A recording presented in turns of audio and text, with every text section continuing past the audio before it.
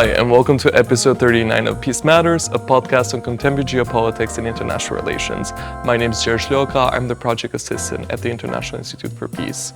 In this episode, we will discuss democracy in 2026.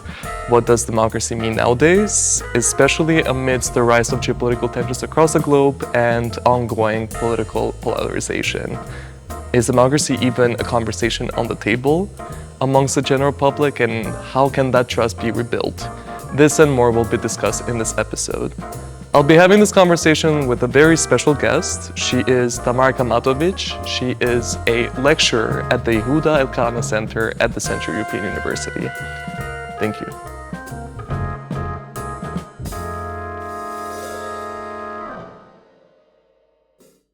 First and foremost, Tamara, thank you so much for joining us. I want to jump straight into the conversation already. Where do you see democracy in 2026? I know this is a very front-loaded question, but I think it's better to just address the topic in hand, and then we can decipher it more and more as we go. Okay, where do I see democracy in 2026?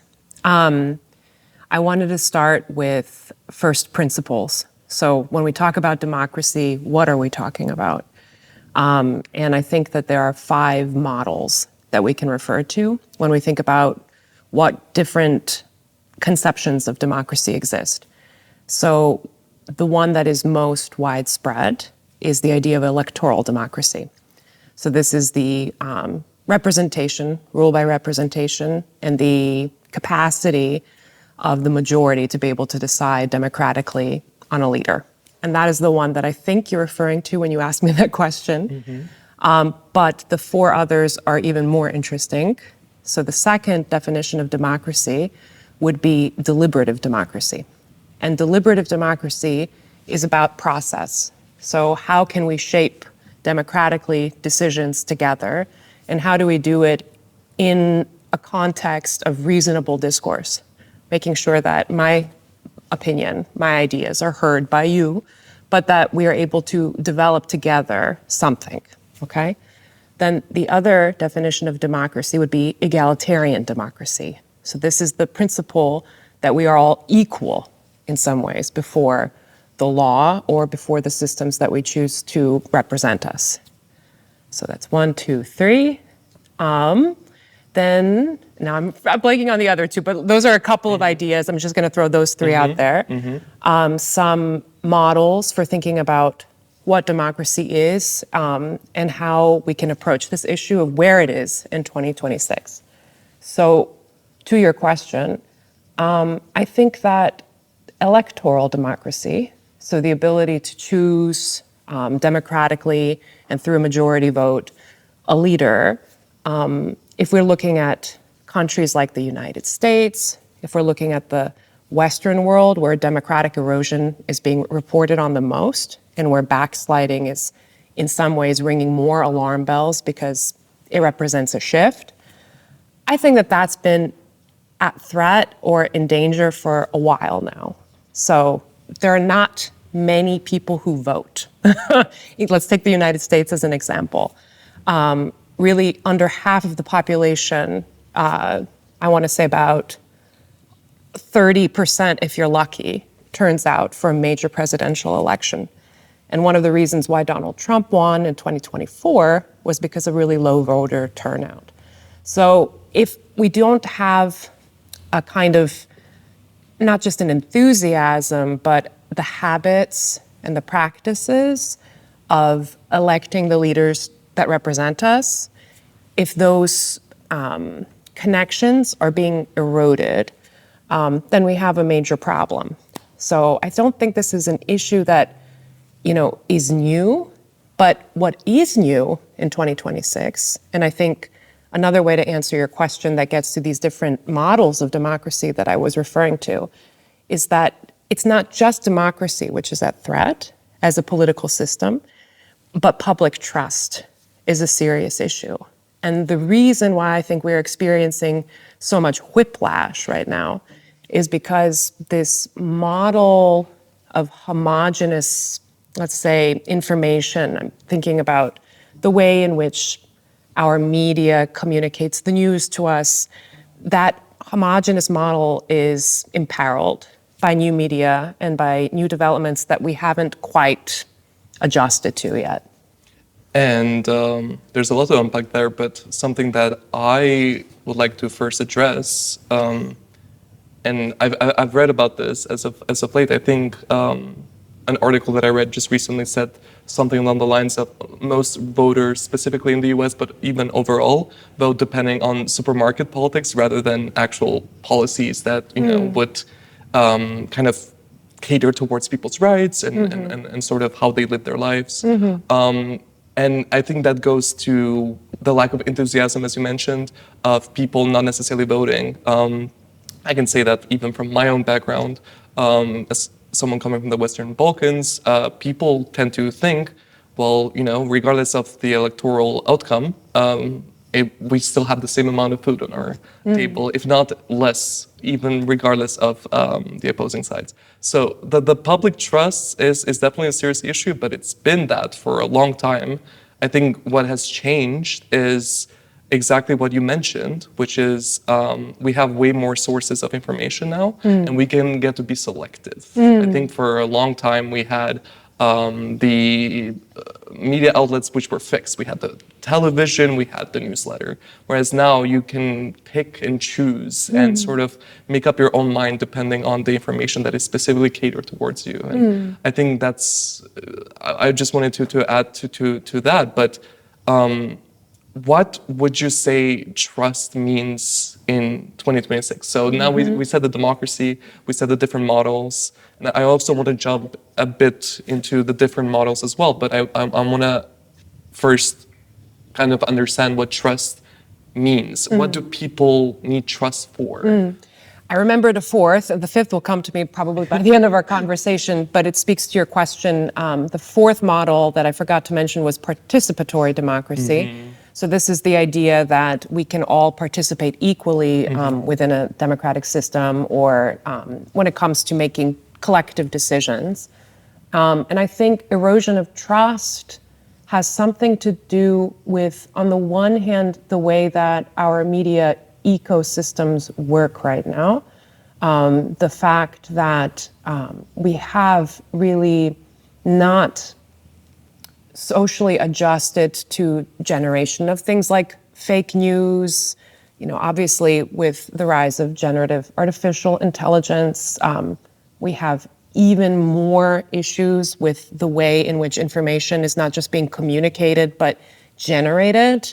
And there are so many biases that are already written into the code of AI that that is already overwhelming to think about. But I think, so, looking beyond just the issue of how we get media and how we consume it and how we talk about it, I think the other issue is, let's take, again, I don't want to focus only on the US, we can also look at the Western Balkans as an example, but there is a lack of faith in sort of just regular political parties. As neoliberalism, and that's a term I'm happy to unpack with you, has sort of developed over the course of the last 40 years with the rise of globalism, it has really eaten into the way in which parties and different representatives of political parties are able to represent, their what their organizations originally stood for. So liberal Democrats are no longer liberal Democrats. They're quite conservative. Many of the decisions that are made through political parties are made through lobbying groups and interest groups. Let's take Serbia for an example. That country is so deeply in debt to so many different nations.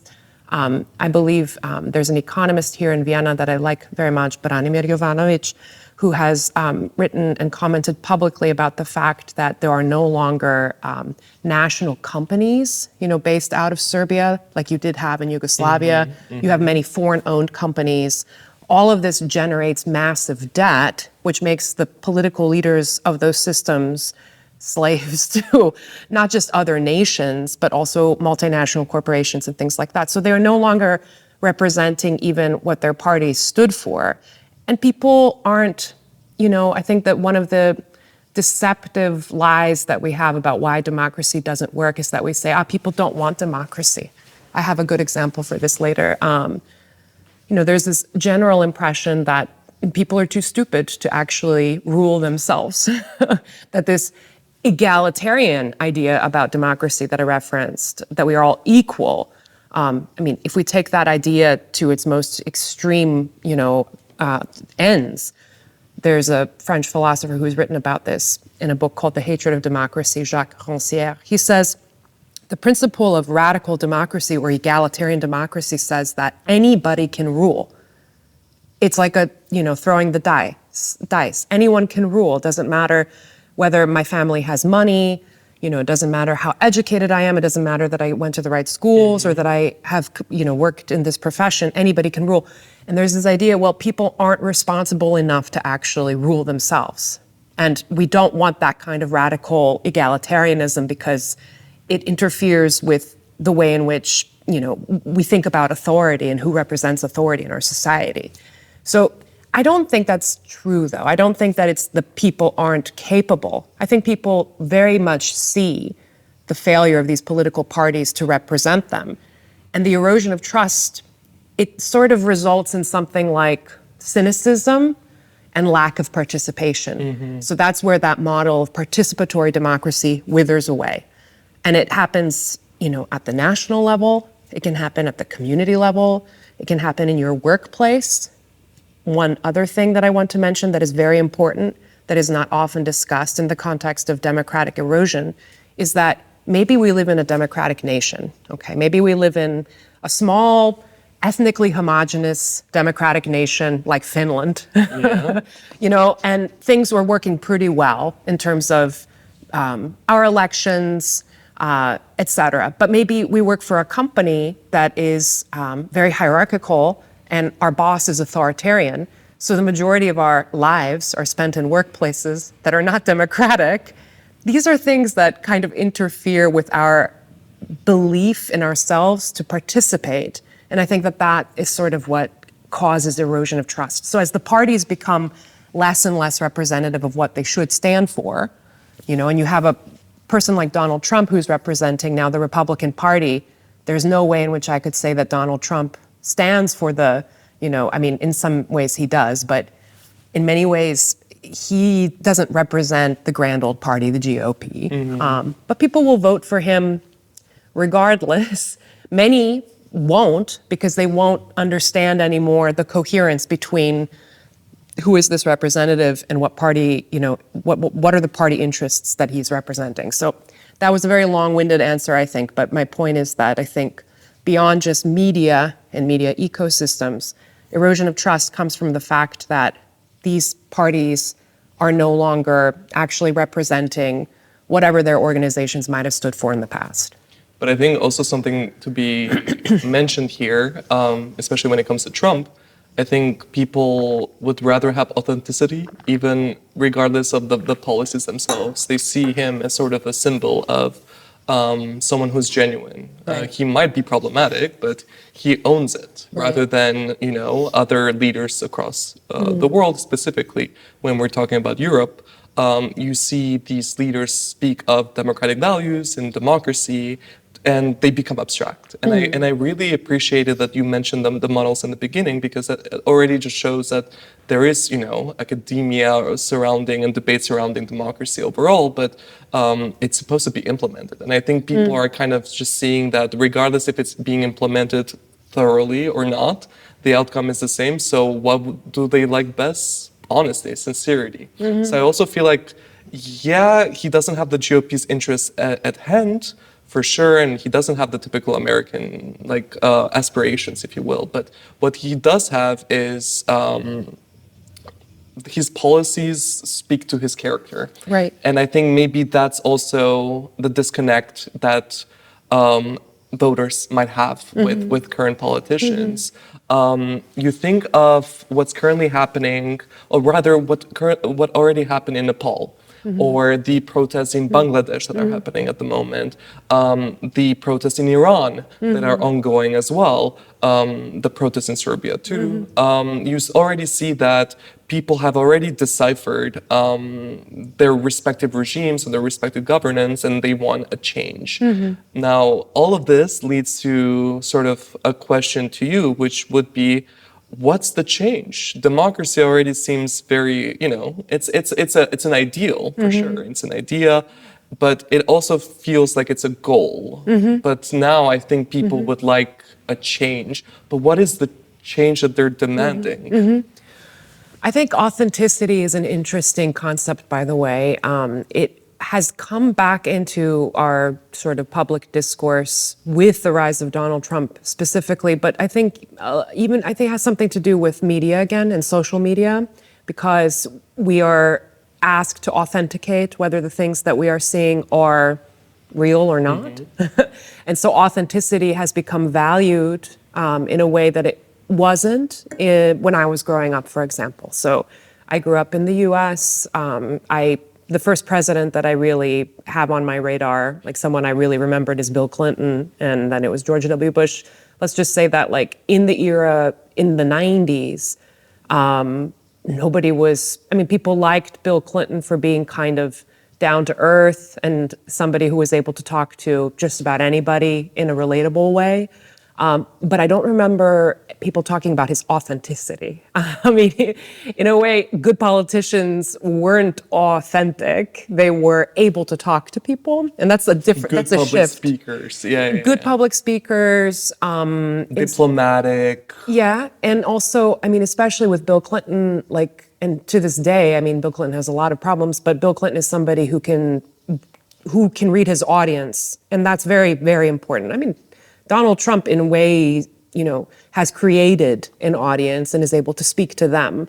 But that is part of this kind of siloed information system that we live in. So he speaks only to, 20% of America, for example, a MAGA or whatever. And to them, he has these autocratizing tendencies.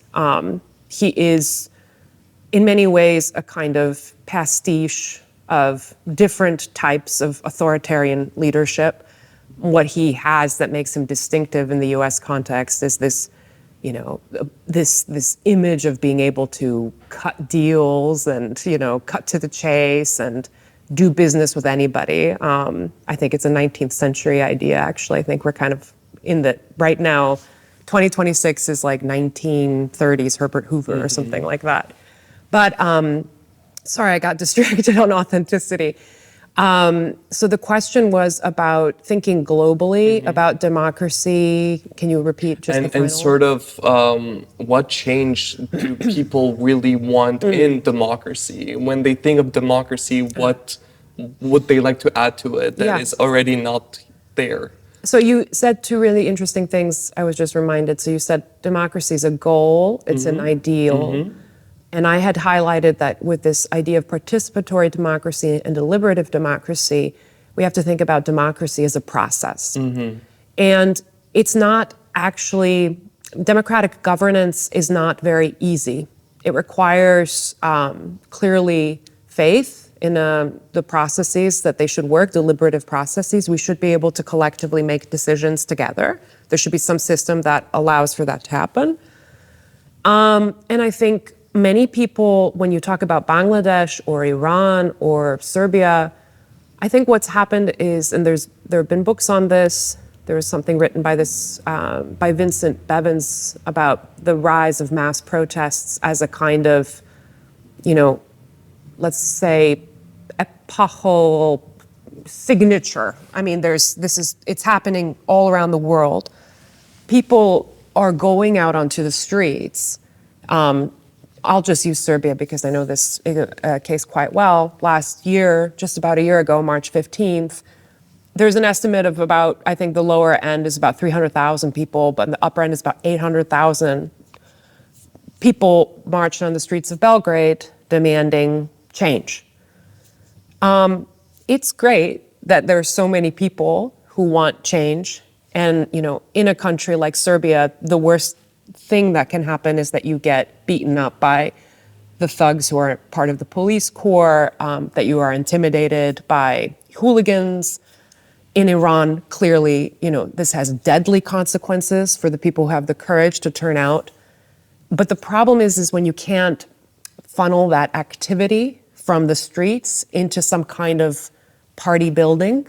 And I think that here there is this has, again, something to do with the breakdown of our political parties and who they should represent and how what sectors back them. So, Or rather, what institutions, perhaps. exactly. Yeah. So let's take the UK as an example. The Labour Party now is not what the Labour Party was in the post-war period up through, Tony Blair.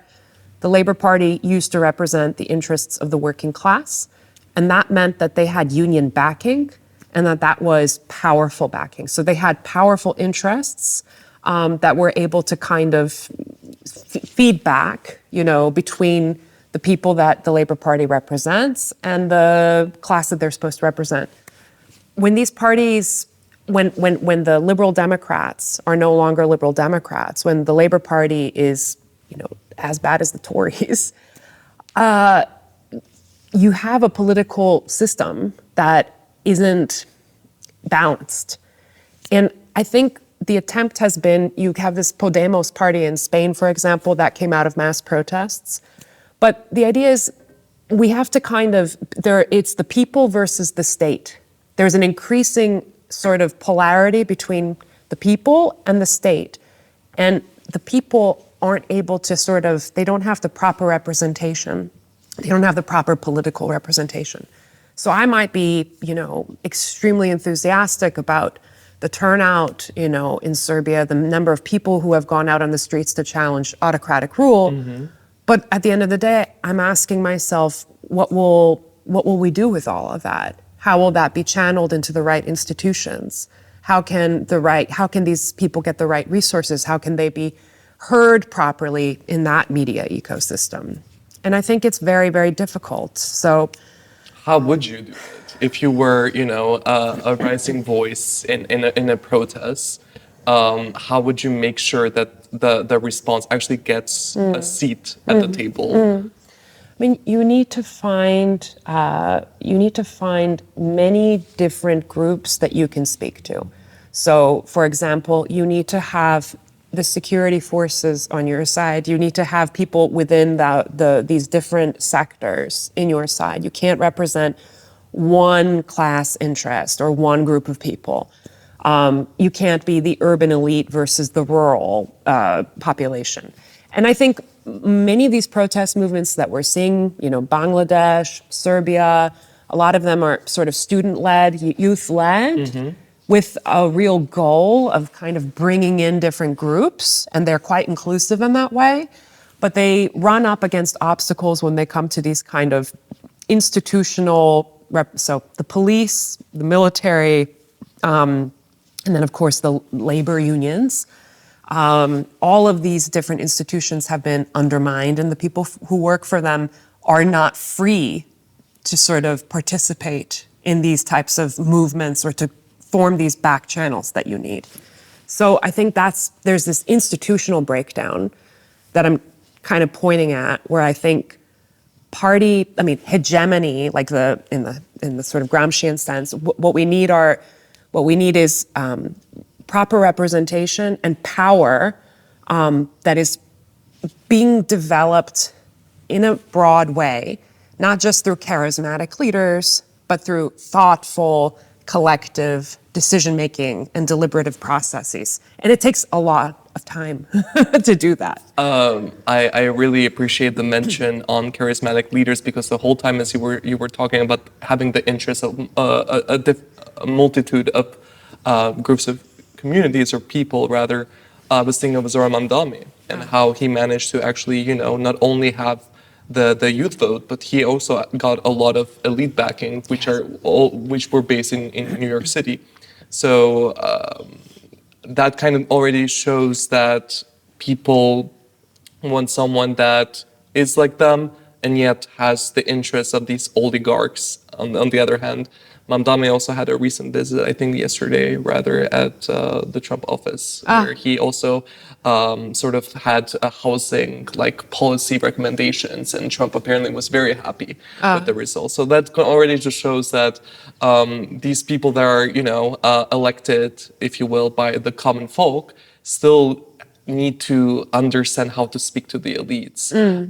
So it's sort of as if there's a messenger at hand, but sort of how I want to jump from this to the next question is, there is an apparent disconnect between the tech oligarchs and just the elite themselves versus the people. My question is, do we need these charismatic personalities, these leaders, elected officials to be in the middle? Do you think social media is perhaps filling the void?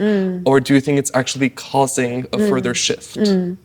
So I think what you pointed to, the kind of conflict between, let's call them ruling elites or entrepreneurs or oligarchs and people, speaks to what has, the institutional breakdowns, the breakdown of rule of law, but clearly also massive and rising inequality and wealth.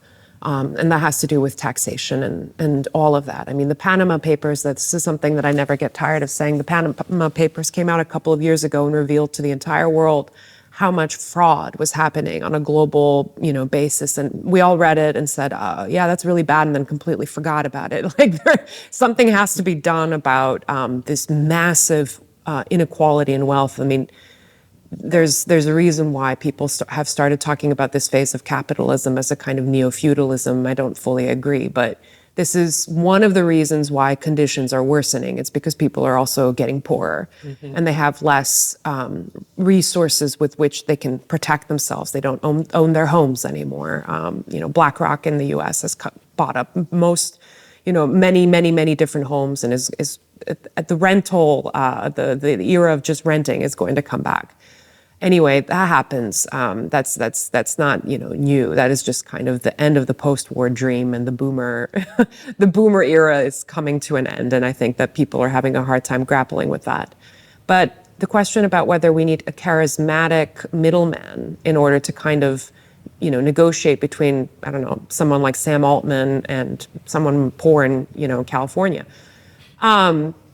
I guess it doesn't hurt. I don't want to be cynical. Someone like Zoran Mamdani is, he's deeply charismatic and talented, but he also hit a political nerve, and he understood how to build power.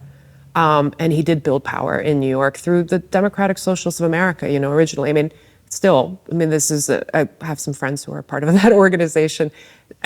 A ton of work goes into that process of getting out on the streets and making sure that people start to believe again, Mamdani is a great case. And in the beginning, when he started his campaign, he was going around street corners and just talking to people, and almost nobody knew that there was going to be an election, a mayoral election. Eric Adams was in power, and nobody even knew. Not many people were following what was going on with him, all of the fraud that was associated with him. Anyway, but Mamdani put a lot of effort into that campaign, spent so much money on advertisements, on information awareness, on getting turnout, voter turnout, getting out in the streets, talking to people. So this is about your first question to me, which is about trust. They had to build that trust with the New Yorkers. Yeah, Donald Trump seems to like him. My pet theory there is that Donald Trump likes him because he's a good-looking and charismatic man. He's I also feel like he likes winners. Yeah, he likes it. Yes, yeah, that's very astute. Yeah, he does. Yeah, and he whooped Cuomo and the rest. But yeah, I think so. It doesn't hurt to have someone like Mamdani. The problem is that a friend of mine was telling me this, and my friend is very, very deeply in the left, in the camp of the left. But he was saying Mamdani might get some housing regulations passed. Maybe there's going to be free transit, public transit in New York for a couple years. But he doesn't threaten the interests of the capital class in the way that we might think he does. Because maybe, a couple years after his term is done, they can undo those types of achievements. I don't want to be, so cynical, but it's true that you cannot rely on a Mamdani alone to kind of get the policy in place that you need permanently. That has to be a collective struggle and a collective fight. And that means that, it can't be, it's not on the shoulders of one person, to not just only rebuild the trust and to point us to the institutions and remind us what they're there for, It has to be an ongoing, deliberative, collective struggle.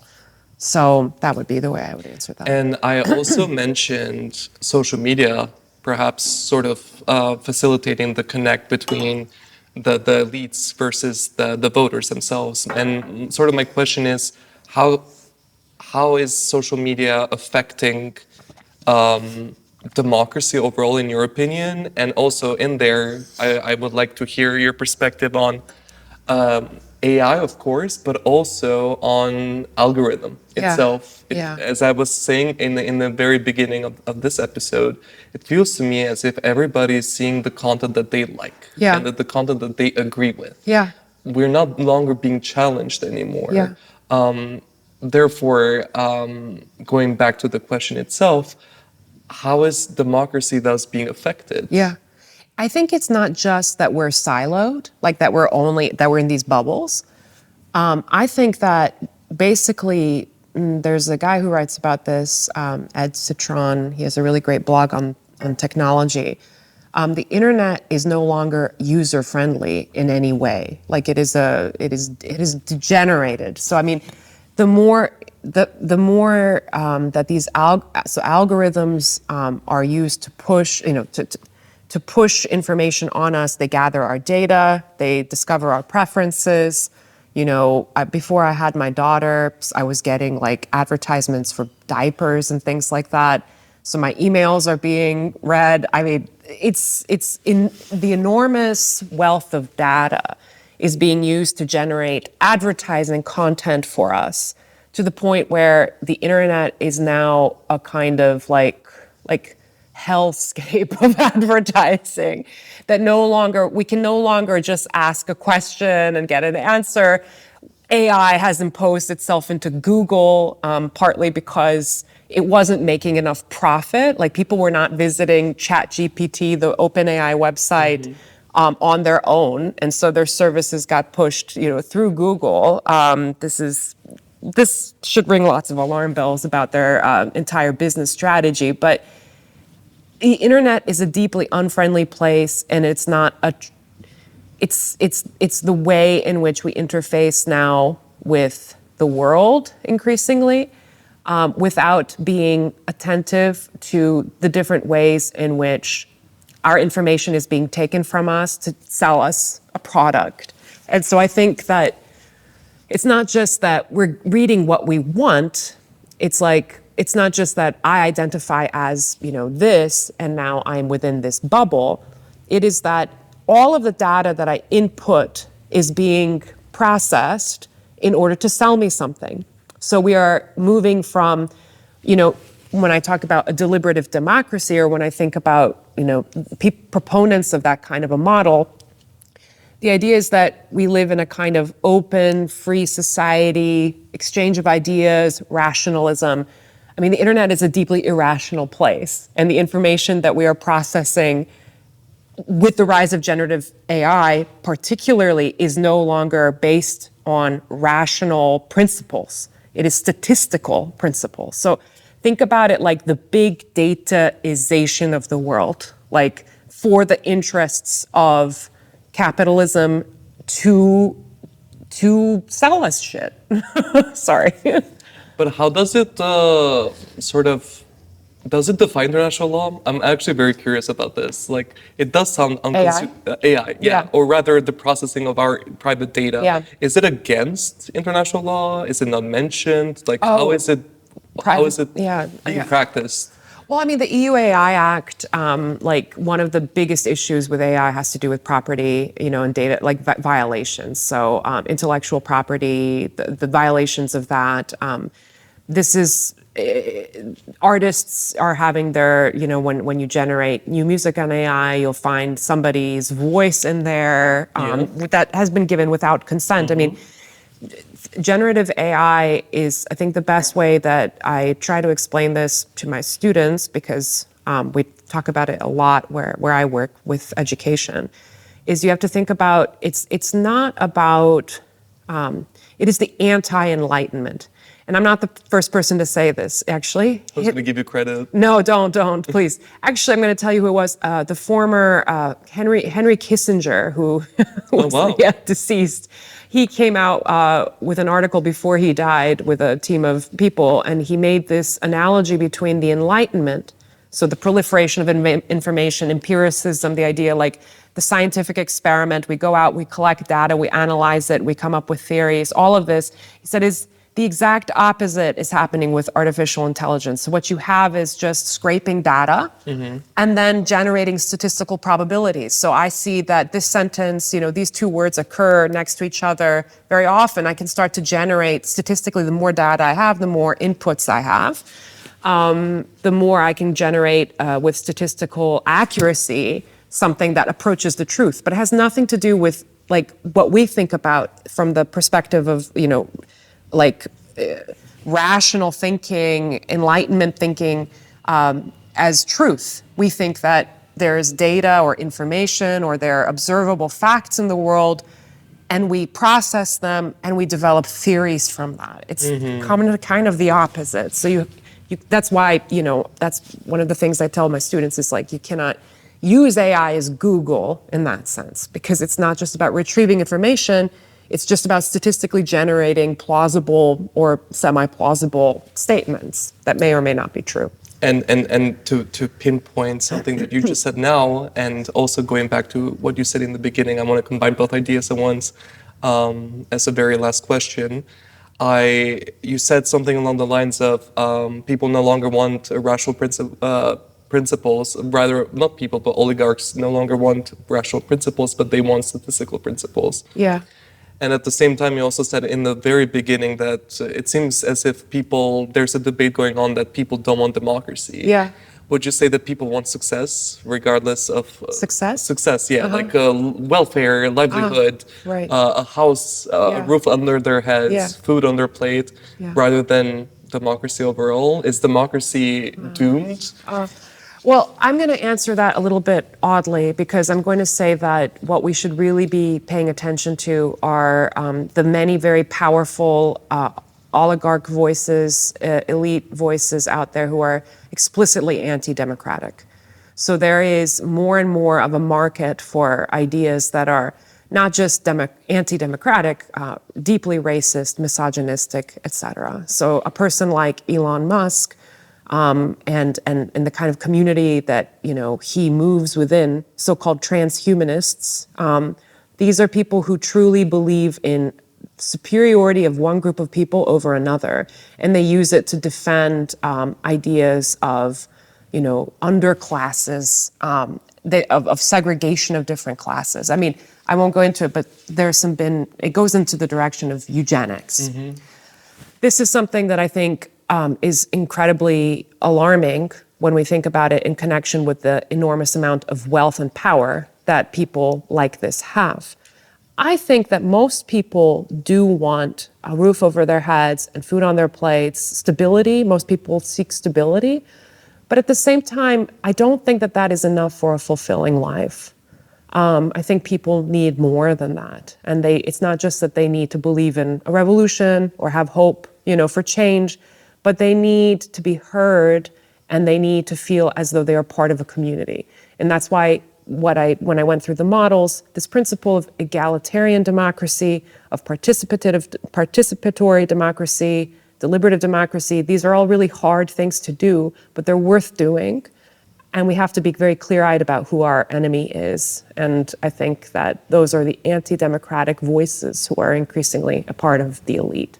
I read something recently which said we should be over with seeing to the left and the right, but we should rather look up and understand who doesn't have our best interests at heart. Thank you so much, Tamara, for joining us through this conversation. I think the takeaway is that trust is conditional, and institutions need to work harder and actually have representatives from the people, from the folk, so that they understand better what we want. Peace matters, trust matters. Thank you so much. Thank you. Thank you so much for following us to the very end. Please subscribe, like, and support us across all of our social media platforms. Thank you.